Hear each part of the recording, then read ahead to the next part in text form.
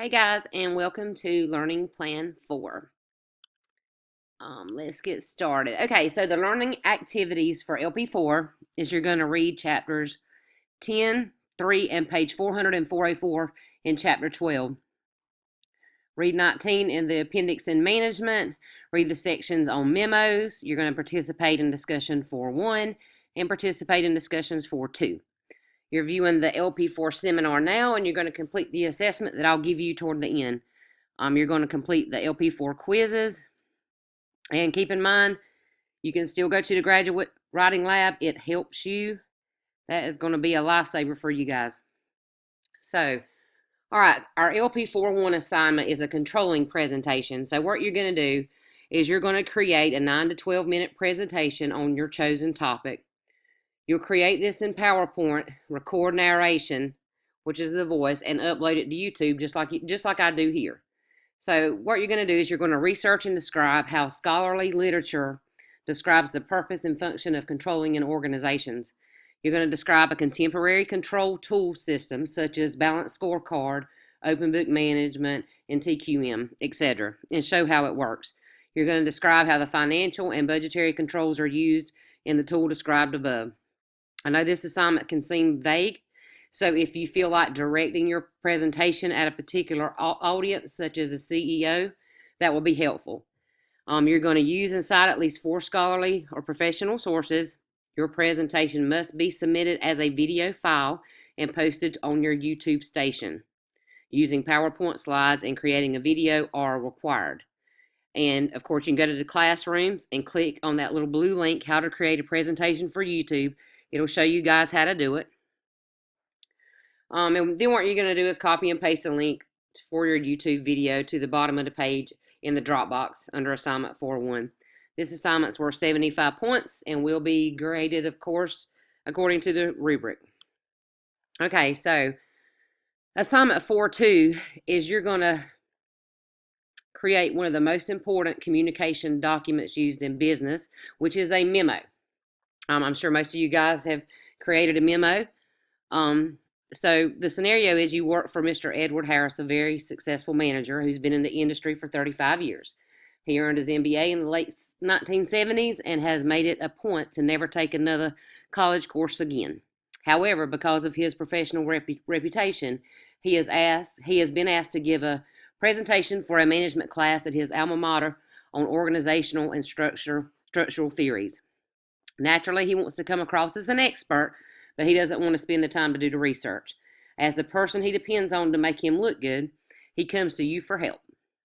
So what you're going to do is write a professional memo. So make sure to at least research and describe how scholarly literature describes the function and divisional approaches to structure. You're going to select the organizational structure. You can see Exhibit 10.3 in your book to get a start and explain how the structure is designed to work by providing an example or a scenario. You're going to discuss how culture is reflected in the chosen theory, what types of companies might choose it. Once chosen, how might the company's culture be affected? You're going to use at least 4 scholarly or professional sources. Your memo needs to be 1,000 to 1,200 words long. And again, you can go in the classroom and click on the little blue link, professional memo, and it'll show you how to do it. So you're going to submit this assignment to Dropbox 4.2. And this assignment's worth 80 points. So when you're looking at writing a memo, you can ask yourself these following questions. And all this is on the classroom, guys. What's the purpose of the memo? What will it tell its recipients? Why do the recipients need this information? What are the most important facts that the recipients need to have? Excuse me. Is there a change that will be occurring? If so, what is the change and when will it occur? Is there an action that the recipients need to take? If so, exactly what do they need to do? Is there any information such as contact names and numbers, URLs, that they'll need to have in order to take action? Is there any accompanying documentation such as reports, forms, or charts that the recipients need? And why do the recipients need to take action? What are the benefits and how will it affect them? So here's a sample memo. And like I said, if you click on the little blue link, it'll show you guys this stuff. And you can also get, I'll tell you where to get it in just a little bit. You can go to Microsoft Office as well. Okay, so let's talk a little bit about controlling. Okay, controlling consists of verifying whether everything occurs in conformities with the plans adopted, instructions issued, and principles established. Controlling ensures that there is an effective and efficient utilization of organizational resources as to achieve the planned goals. Controlling measures the deviation of actual performance from the standard performance, discovers the causes of such deviations, and helps in taking corrective actions. And of course, I retrieve this from managementstudyguide.com. So, what is controlling's purpose? Controlling has two basic purposes. It facilitates coordination and it helps in planning. And again, it was pulled from Management Study Guide. So, features of a controlling function. Controlling is an end function, which means a function which comes once the performance are made in conformities with the plans. Controlling is also a persuasive function, which means it is performed by managers at all levels and in all types of concerns. Controlling is forward-looking. Controlling is a dynamic process.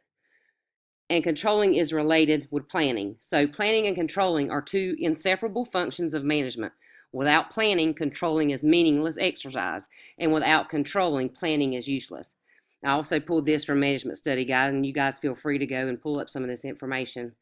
Okay, so let's talk about the balanced scorecard just a little bit. The balanced scorecard is a revolutionized conventional thinking about performance metrics. When Kaplan and Norton first introduced the concept in 1992, companies were busy transforming themselves to compete in a world of information. Their ability to exploit intangible assets was becoming more and more decisive than their ability to manage physical assets.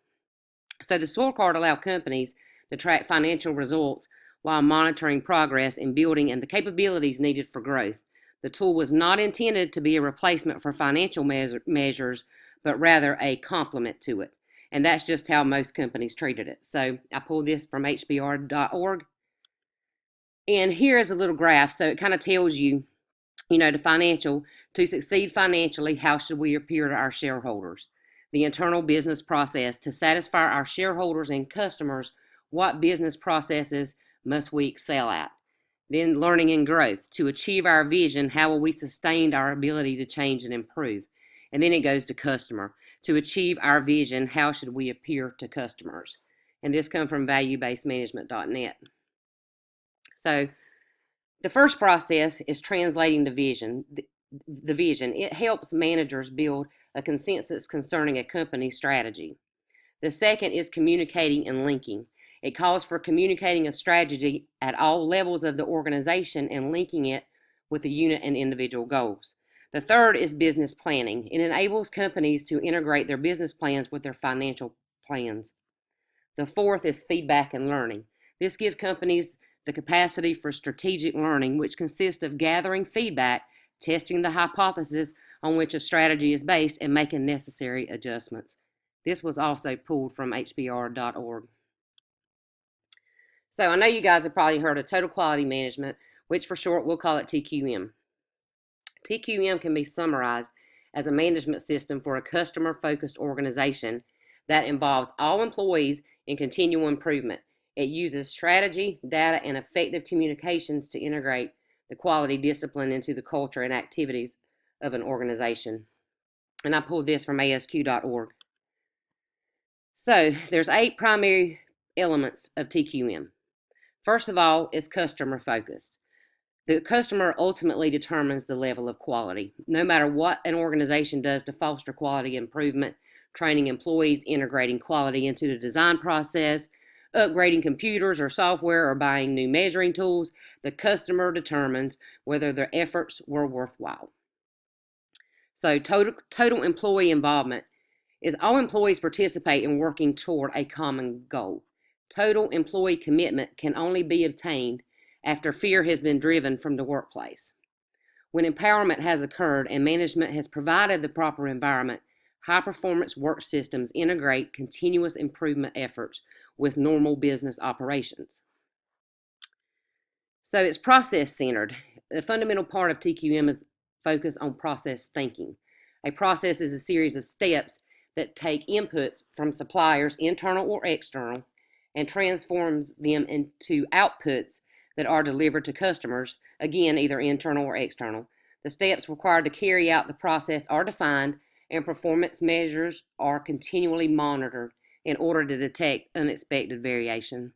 So, integrative system. Although an organization may consist of many different function specialties, often organized into vertically structured departments, it is the horizontal processes interconnecting these functions that are the focus of TQM. So, and then you also have strategic and systematic approach. A critical part of management of quality is a strategic and systematic approach to achieving an organization's vision, mission, and goals. And continual improvement. TQM is a continual process of improvement. Continual improvement drives an organization to be both analytical and creative in finding ways to be more competitive and more effective at meeting stakeholder expectations. And then you have fact-based decision making. And, in order to know how well an organization is performing, data on performance measures are necessary. TQM requires that an organization continually collect and analyze data in order to improve decision-making accuracy, achieve consensus, and allow prediction based on past history. And communications.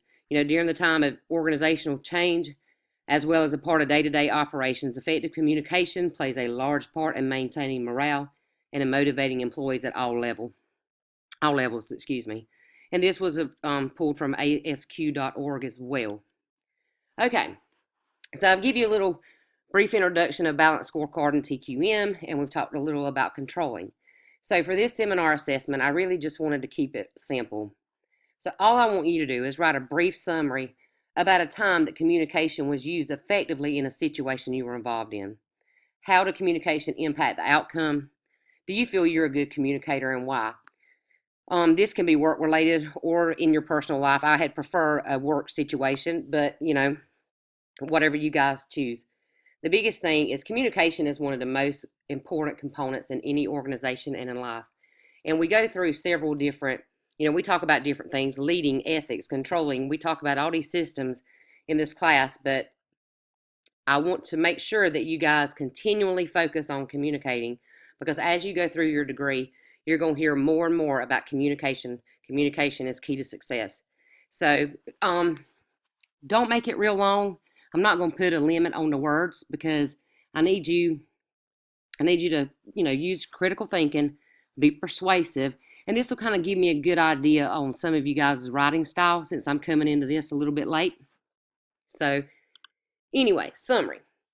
All right, guys, make sure you click on all the blue links in your assignments. Make sure you meet the minimum word requirement, but like I just said on the seminar assessment this time, there is no word requirement. Okay, so you will need to download the memo template from MS Office and read all instructions clearly. And of course, if you guys have any questions, just let me know.